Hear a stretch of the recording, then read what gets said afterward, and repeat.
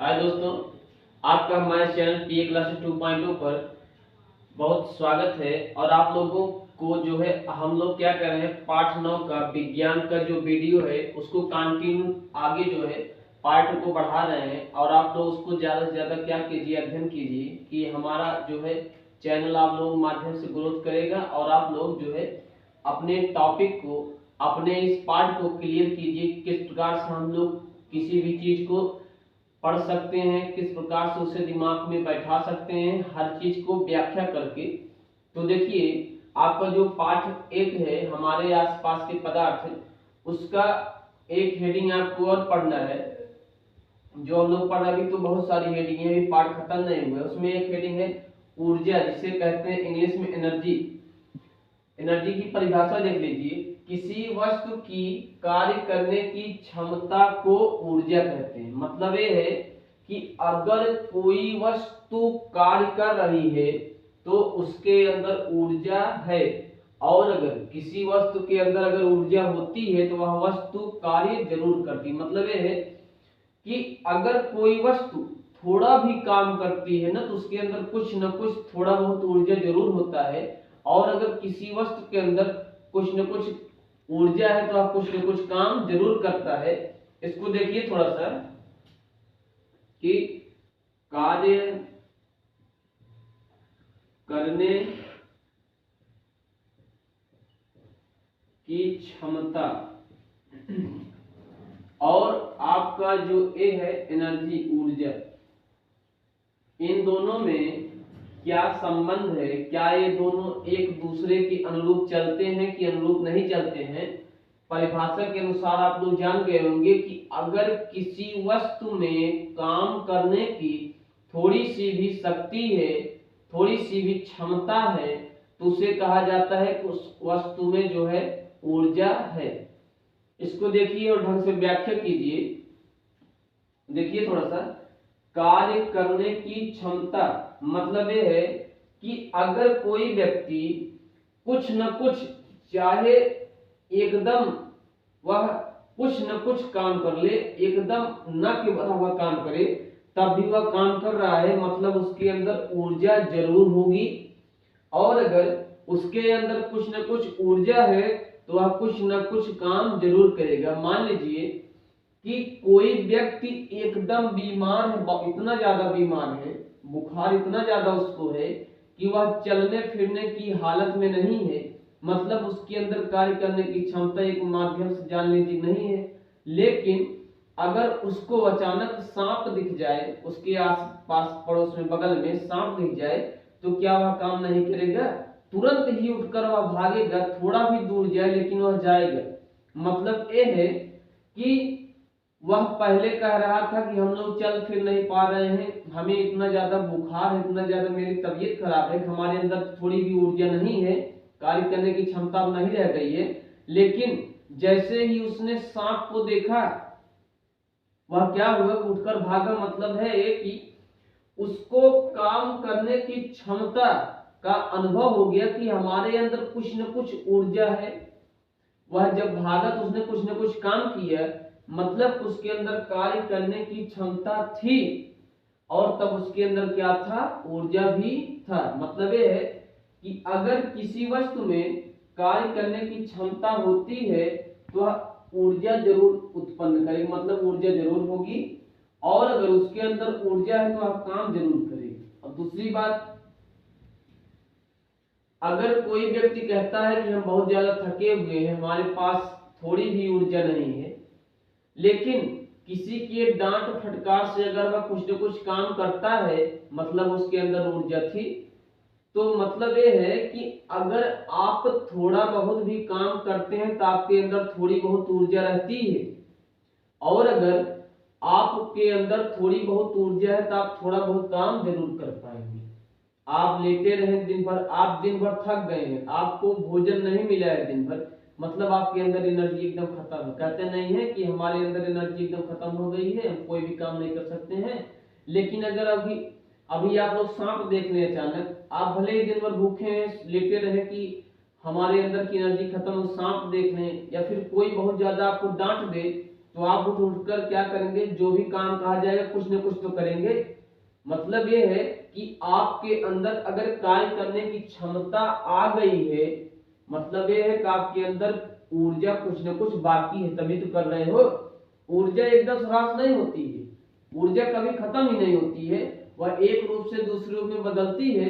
लेकिन ऊर्जा खत्म होने की मतलब ये नहीं है कि एकदम ह्रास हो गई है। ऊर्जा कुछ न कुछ शरीर जरूर रहता है, बदलेगा भले, लेकिन कुछ न कुछ ऊर्जा जरूर रहता है। थक हार कर कोई इंसान आता है, कहता है कि हमारे पास ऊर्जा नहीं है, लेकिन वो कुछ न कुछ काम कर सकता है, उसके अंदर ऊर्जा है। कार्य करने की क्षमता अगर आपके अंदर है, मतलब आपके अंदर कुछ न कुछ ऊर्जा है। और दूसरी बात, अगर आपके अंदर कुछ न कुछ ऊर्जा विद्यमान है तो आप कुछ न कुछ काम जरूर करोगे। ऊर्जा को थोड़ा देखिए कि ऊर्जा साधारणतया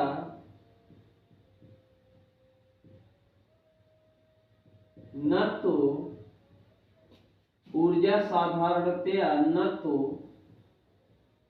उत्पन्न की जा सकती है और न ही नष्ट की जा सकती है। मतलब ये है कि ऊर्जा जो है किसी भी इंसान की कभी भी खत्म नहीं होती है। चाहे ऊर्जा बहुत होते हैं, चाहे आप लोग कहिए ध्वनि ऊर्जा, यांत्रिक ऊर्जा, गतिज ऊर्जा, स्थितिज ऊर्जा, प्रकाश ऊर्जा, ऊष्मीय ऊर्जा, बहुत सारी ऊर्जाएं होती हैं। तो अभी उनकी व्याख्या होगी, लेकिन पहले देखिए कि ऊर्जा साधारणतया न तो उत्पन्न की जा सकती है और न ही नष्ट की जा सकती है। मतलब ये है कि मान लीजिए आपको बहुत ज्यादा भूख लगी है, तो क्या आप कह सकते हैं कि उसको कि ऊर्जा उत्पन्न हो जाए? वो अलादीन का चिराग थोड़ी ही है कि कहने के बाद आका निकला बाहर से, या फिर ये सब क्रियाएं हो रही हैं कि जिन उसको ऊर्जा दे दे, ताकत दे दे, ऐसा थोड़ी होता है। ऊर्जा को हम लोग स्वयं से उत्पन्न नहीं कर सकते हैं और न तो स्वयं से नष्ट भी कर सकते हैं कि हमारे अंदर कार्य करने की क्षमता ही नहीं है, ऊर्जा ही नहीं है, हमारे अंदर एकदम से ऊर्जा ह्रास हो गई, हम कोई भी काम नहीं कर सकते हैं। तो क्या ऐसा कह सकते हो कि अचानक में कि ऊर्जा, क्या आप कह सकते हैं कि हमारे अंदर ऊर्जा नहीं? मतलब ये है कि जैसे मान लीजिए कि अगर आप थक हार कर कहीं पर बैठे हैं, कहते हैं कि हमारे अंदर की पूरी उस ऊर्जा जो है क्षीण हो गई है, नष्ट हो गई है, तो क्या ऐसा होता है कि तुरंत कह देंगे कि ऊर्जा उत्पन्न हो जाए, ऊर्जा आ जा कहीं से, मेरे अंदर प्रकट हो जा? ऊर्जा उत्पन्न कहीं से होती है? ऊर्जा स्वयं उत्पन्न नहीं हो जाएगी कहने से, वो जादू थोड़ी है। आप अगर खाए पिए हैं, बहुत ज्यादा आपके अंदर ऊर्जा है, खा पी लिए हैं, एकदम ऊर्जा से भरपूर हो गए हैं, तो क्या कह देंगे नष्ट हो जा, नष्ट हो जा? ऐसे कहने से ऊर्जा नष्ट हो जाएगी? नहीं होने वाली, क्योंकि ऊर्जा खुद से न तो हम लोग उत्पन्न कर सकते हैं और न ही खुद से नष्ट कर सकते हैं। ऊर्जा हम लोग भोजन करते हैं, जब भोजन को करेंगे तो भोजन में जो ऊर्जा रहती है वही ऊर्जा हमारे शरीर में आती है। पेड़ पौधों से ऊर्जा फल में गई, भोजन में गया, धान में, गेहूं में गया ना, पदार्थों में गया, उसके बाद वही ऊर्जा हमारे अंदर आकर हम लोग क्या करती है, ऊर्जावान करती है। हम लोगों के अंदर ऊर्जा उत्पन्न हो जाती है, आ जाता है उस चीज को खाने से। उसमें फल में ऊर्जा थी, दाल में ऊर्जा थी, सब्जी में ऊर्जा थी, रोटी में ऊर्जा थी, चावल में ऊर्जा थी, वही ऊर्जा हमारे खाने से हमारे शरीर में गई। मतलब ये है कि कहने से उत्पन्न नहीं होगी ऊर्जा, एक रूप से दूसरे रूप में प्रकट होगी। पदार्थों की ऊर्जा हमारे शरीर में गई भोजन करने से, तो भोजन की ऊर्जा हमारे शरीर में गई। जब हमारा शरीर भोजन को पचाता है तो वही ऊर्जा हमारे शरीर को क्या होती है, ऊर्जावान करती है, हमारे शरीर में ऊर्जा आता है, हम लोग कहते हैं हाँ अब ताकत आ गई है, एनर्जी मिल गया है, अब चाहे जो काम करवाइए।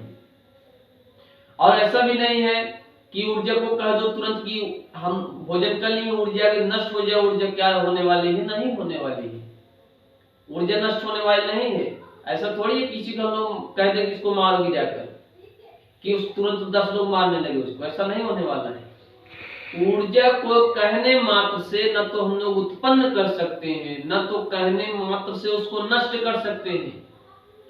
ऊर्जा किसी पदार्थ में थी, वह पदार्थ ग्रहण करने से वही ऊर्जा पदार्थ की हमारे अंदर आई, हमारा शरीर ऊर्जावान हुआ, ताकत आया, उसके बाद वही ऊर्जा फिर धीरे धीरे क्या होगा, भोजन पचेगा, ऊर्जा आएगी हमारे अंदर, फिर धीरे धीरे चाहे हम लोग बैठे रहें, लेटे रहें, उसकी भी एक सीमा है।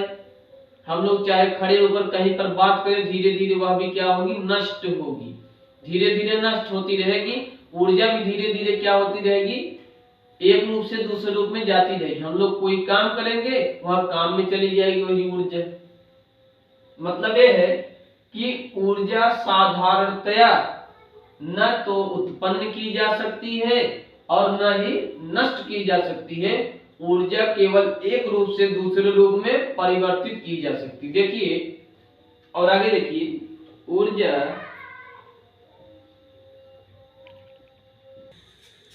देखिए आगे, ऊर्जा केवल एक रूप से दूसरे रूप में परिवर्तित की जा सकती है। मतलब ये है कि आप लोग अभी तक जान गए होंगे कि ऊर्जा को न तो हम लोग खुद से जादू के माध्यम से कि जादू हुआ जा, न तो उत्पन्न कर सकते हो, न तो जादू के माध्यम से उसको नष्ट कर सकते हो। ऊर्जा किसी पदार्थ से आएगी और किसी पदार्थ में काम करने में या व्यय करने में चली जाएगी। आप लोगों को यह पता होगा कि अगर क्लास में कोई टीचर खड़े होकर पढ़ाए और कोई बच्चा बैठकर पढ़े, तो जो बच्चा बैठकर पढ़ रहा होता है वो भी तो भोजन करके आया होगा पेट भर के घर से, उसको भी ऊर्जा मिली होगी। लेकिन बैठकर सिर्फ पढ़ने से ऊर्जा उसकी धीरे धीरे धीरे धीरे खत्म होगी। और जो टीचर खड़ा है लगातार, शरीर का भार पूरा पैर पर जा रहा है, उसको दबाव डाल रहा है, उससे भी ऊर्जा खत्म। वह लगातार बोल रहा है, खड़ा होकर समझा रहा है, उससे भी ऊर्जा खत्म। तो क्लास में पढ़ाने से और बोलने से ऊर्जा जो है ज्यादा काम करेंगे अगर आप लोग, तो ऊर्जा ज्यादा खत्म होती है। और जो कम काम करते हैं ऊर्जा कम खत्म होती है। लेकिन ऊर्जा खत्म होनी ही है, एक माध्यम से दूसरे माध्यम में जाना ही है, ऐसा नहीं जाएगी। तो ऊर्जा केवल एक रूप से दूसरे रूप में परिवर्तित की जा सकती है। मतलब ये है कि ऊर्जा को हम लोग न तो नष्ट कर पाएंगे न तो उत्पन्न कर पाएंगे, एक माध्यम से दूसरे माध्यम में सिर्फ क्या करेंगे, परिवर्तित कर पाएंगे। ठीक है। तो ऊर्जा जो है किसी वस्तु की कार्य करने की क्षमता को ऊर्जा कहते हैं। मतलब ये है कि अगर किसी वस्तु में, चाहे जो वस्तु हम लोग ही हैं, अगर हमारे अंदर कुछ ना कुछ काम करने की क्षमता है, मतलब हमारे अंदर कुछ न कुछ ऊर्जा अभी भी बाकी है, और अगर हमारे अंदर थोड़ी बहुत भी ऊर्जा है, तो हम लोग कुछ न कुछ थोड़ा बहुत काम जरूर कर सकते हैं। ए जो है इस पर डिपेंडेंट है, ए जो है इस पर डिपेंड है। अगर आपके अंदर कुछ न कुछ काम करने की क्षमता है, मतलब आपके अंदर कुछ न कुछ ऊर्जा विद्यमान है, और अगर आपके अंदर कुछ न कुछ ऊर्जा है तो आप कुछ न कुछ काम जरूर कर सकते हैं। तो आप लोगों ने जाना कि ऊर्जा साधारणतया न तो उत्पन्न की जा सकती है और न ही नष्ट की जा सकती है। ऊर्जा केवल एक रूप से दूसरे रूप में परिवर्तित की जा सकती है। ऊर्जा जादू नहीं है कोई, ऐसा नहीं है कि चुटकी बजाते कह दिन आ जा ऊर्जा, आ जा तो ऊर्जा आ जाएगी। वो जादू वाली और चुड़ैल वाली कहानी थोड़ी है। ऊर्जा अपने आप नष्ट नहीं होगी, अपने आप उत्पन्न भी नहीं होगी, और क्या है कि वह जो है एक रूप से दूसरे रूप में हमेशा परिवर्तित होती रहती है। अब देखिए कि हमारे पास कुछ ऊर्जा के प्रकार हैं कि हमारे पास जो ऊर्जा है उसके तो कई प्रकार हैं, लेकिन उसमें से हम लोग कुछ आप लोगों को दिखाना चाह रहे हैं कि हमारे पास क्या क्या ऊर्जा के प्रकार हैं। देखिए थोड़ा सा कि ऊर्जा हमारे पास एक है ऊष्मीय ऊर्जा। ऊष्मीय ऊर्जा, ऊष्मीय ऊर्जा वह है, जैसे मान लीजिए कि अगर आप लोग कहीं पर लकड़ी जलाते हैं तो उसके अंदर से जो गर्मी के रूप में ऊर्जा निकलती है, जो ऊष्मा के रूप में, हीट के रूप में जो ऊर्जा निकलती है, वह क्या होती है? कौन सी ऊर्जा? ऊष्मीय ऊर्जा। जैसे मान लीजिए आप लोग कहीं पर लकड़ी जलाए हैं, ठंडी में गर्मी में लकड़ी जलाया जाता है, ठंडियों में जो है क्या होता है, जब बहुत ज्यादा ठंडी पड़ती है तो हम लोग क्या करते हैं कि लकड़ी जलाकर अपना जो शरीर को गर्म रखते हैं, तो उससे क्या निकलती? ऊष्मीय ऊर्जा निकलती है, गरम गरम ऊर्जा निकलती है। वैसी उस ऊर्जाओं को क्या कहेंगे? ऊष्मीय ऊर्जा। और देखिए प्रकाश ऊर्जा, ये क्या है? प्रकाश मतलब आप लोग जानते होंगे कि लाइट के रूप में जो ऊर्जा निकलती है, जो हमारे ब्रह्मांड को प्रकाशित करती है, वैसी ऊर्जाओं को क्या कहते हैं? प्रकाश ऊर्जाएं कहते हैं। ठीक है, आगे देखिए क्या है।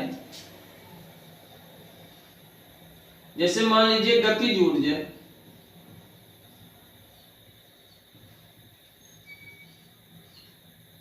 गतिज ऊर्जा तो आप सभी लोग जानते होंगे कि जिस वस्तु में जितनी ज्यादा गति करने की क्षमता होती है उतना ही ज्यादा उसमें गतिज ऊर्जा होती है।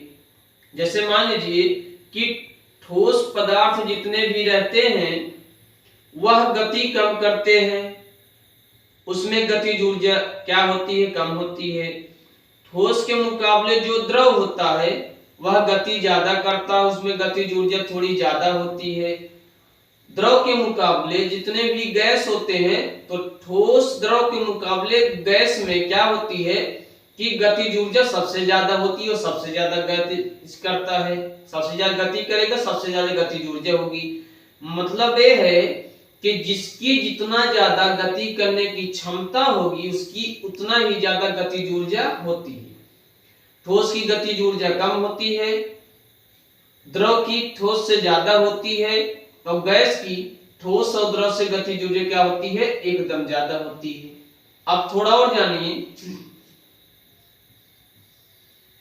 स्थितिज ऊर्जा। स्थितिज ऊर्जा क्या है कि स्थितिज ऊर्जा मतलब ये है कि किसी वस्तु की स्थित रहने की क्षमता जो होती है वही स्थितिज ऊर्जा रहती है। आप लोगों को पहले मैं बता चुका हूं कि ठोस पदार्थ जितने भी रहते हैं वह कहीं भी आप लोग रख देंगे तो वह ज्यादा देर तक स्थिर रहेगा। मतलब कि ठोस पदार्थ की स्थितिज ऊर्जा, स्थित रहने की क्षमता ज्यादा है। आप लोग पानी को जो है जमीन पर अगर थोड़ा सा गिरा देना, थोड़ा थोड़ा गति करने लगते हैं, इधर उधर भागने लगता है। मतलब कि ठोस के मुकाबले जो द्रव होता है उसकी स्थितिज ऊर्जा, एक जगह पर स्थित रहने की क्षमता क्या होती है? कम होती है। और जो गतिज हो गया हो तो हमारे पास जो गैस है, गैस की स्थितिज ऊर्जा क्या होती है? एकदम कम होती है। गैस को अगर आप लोग क्या करें, धुएं को बटोर कर कहीं पर रख देंगे, धुएं को एक मुट्ठी में पकड़, क्या हुआ? स्थित रह पाएगा? नहीं रह पाएगा। जो गैस होता है उसकी स्थितिज ऊर्जा एकदम कम होती है और गतिज ऊर्जा एकदम ज्यादा होती है। तो जो ठोस होता है वह एक जगह स्थित रह सकता है, स्थितिज ऊर्जा उसकी ठोस की ज्यादा होती है। जो द्रव होता है वह क्या करता है कि एक जगह पर द्रव की स्थितिज ऊर्जा क्या होती है? ठोस से कम होती है, वह कम स्थित रह पाता है। जो गैस होता है वह एकदम कम किसी जगह पर रह पाता है, उसकी स्थितिज ऊर्जा क्या होती है? एकदम से कम होती है। तो ऐसी एक और ऊर्जा है, बहुत सारी ऊर्जाएं हैं दोस्तों, इसी प्रकार से देखते रहिए। एक ऊर्जा होती है ध्वनि ऊर्जा।